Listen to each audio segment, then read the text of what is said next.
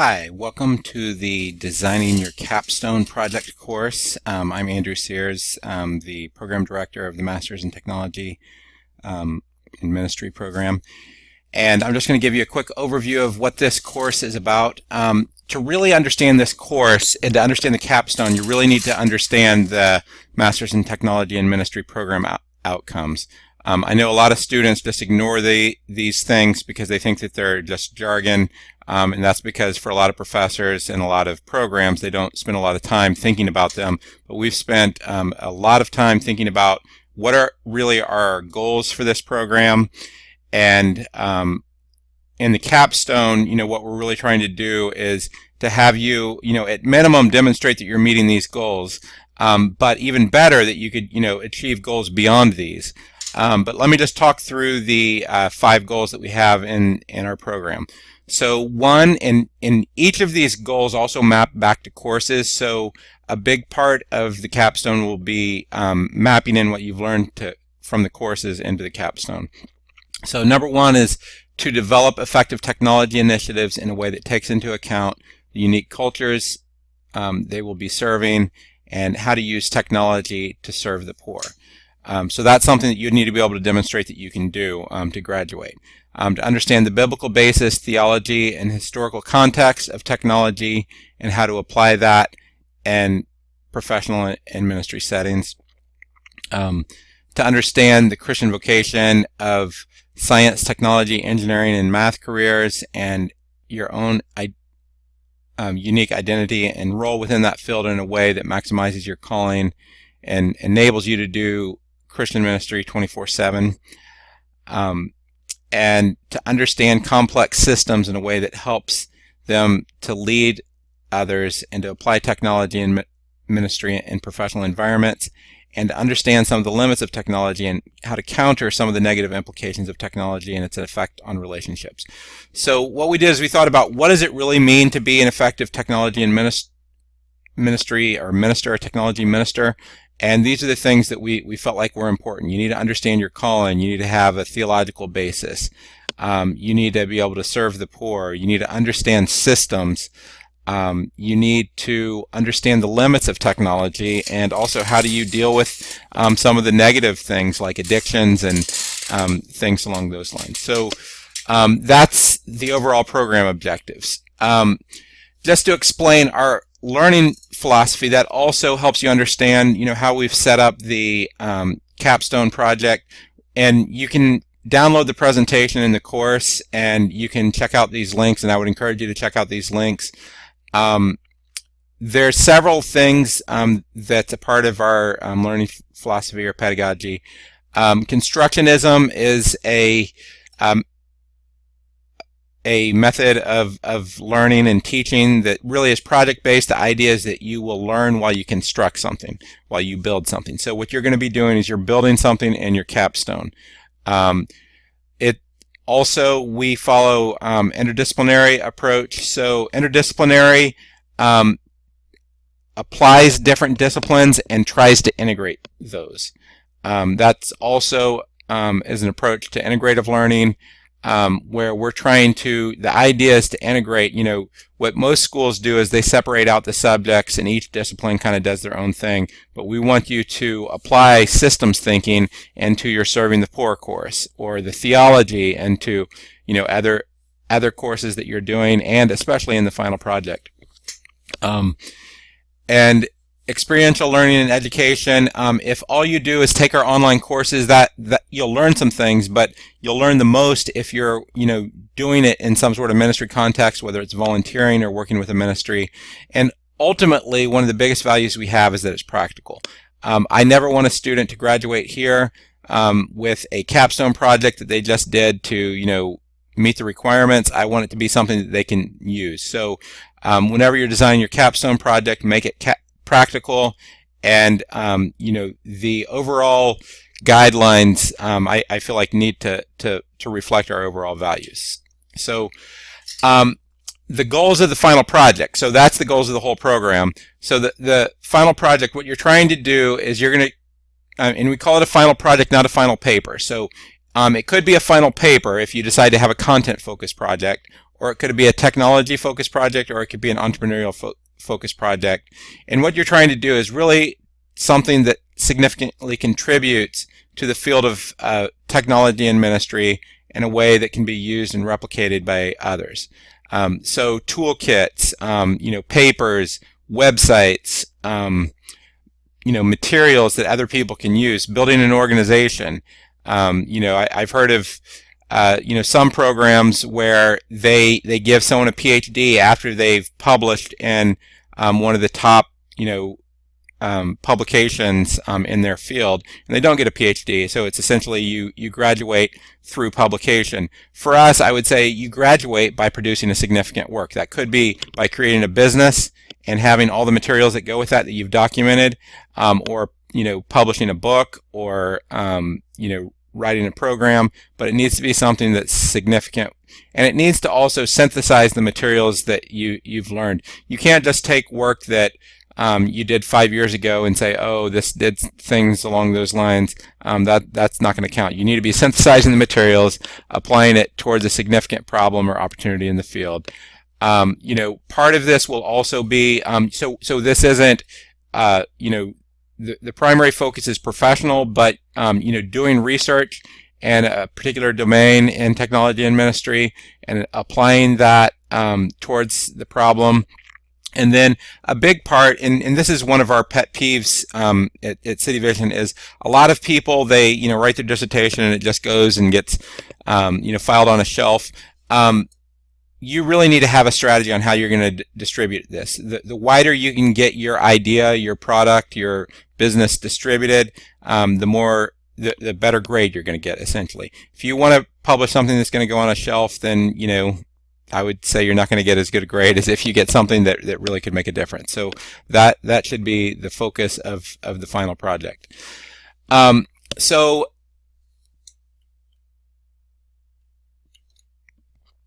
the outline, and let me just, let's see. Sorry about that. I had the wrong slide. So for the rest of the talk, I want to just go through the different sections of the Capstone project proposal template. So this is in your course. You can download it at the top. There's actually going to be two templates. One is actually for this course, and the other one's going to be the template that you're going to be using in actually submitting your Capstone project, and the two kind of work together. But some of the materials in this are just more, for background purpose. So for week 1 and 2, you're going to be completing the first page, and you need to go through whether this is going to be a content-focused project, a technology-focused project, or an entrepreneurial-focused project.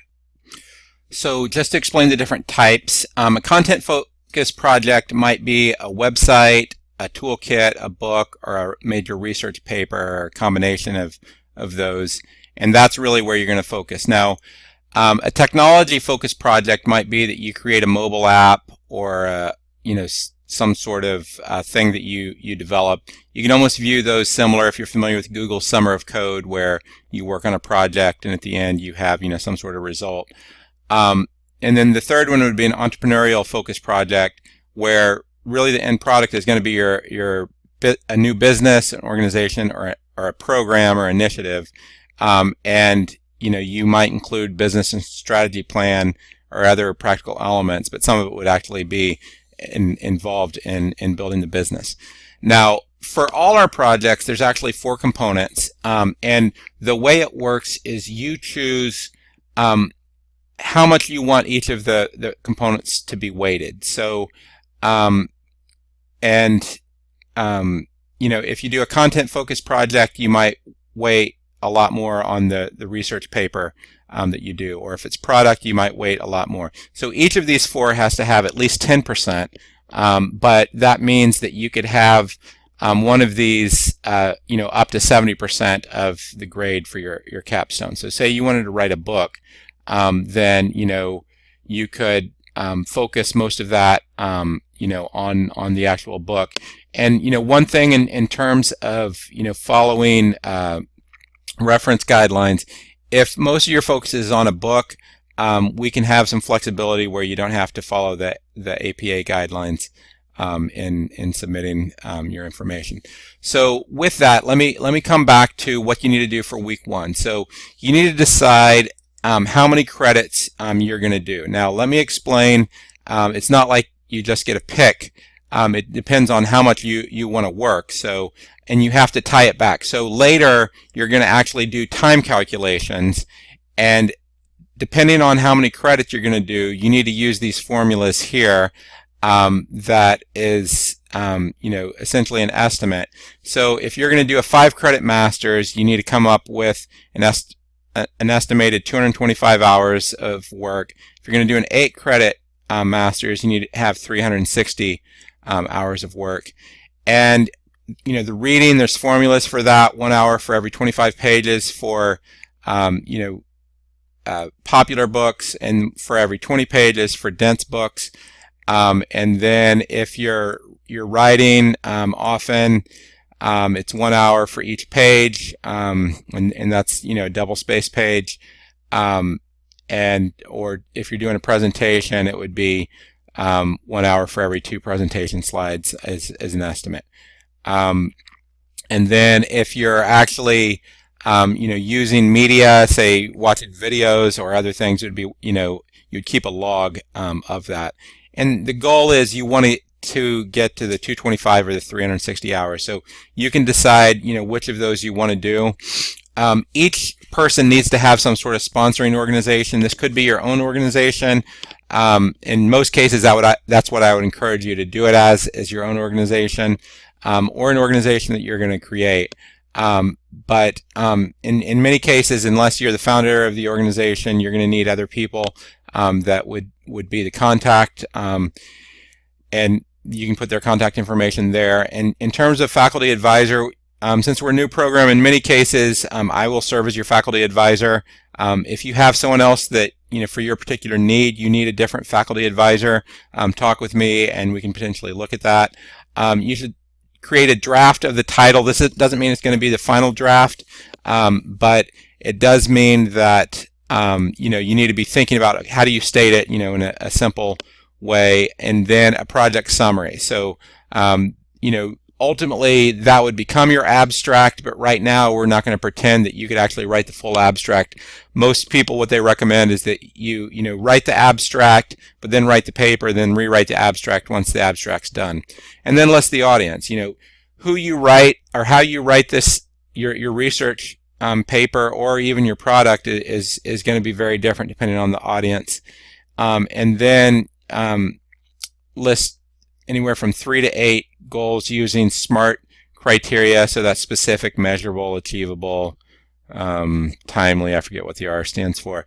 But you need to list some goals. Here's what I'm hoping to achieve with this project.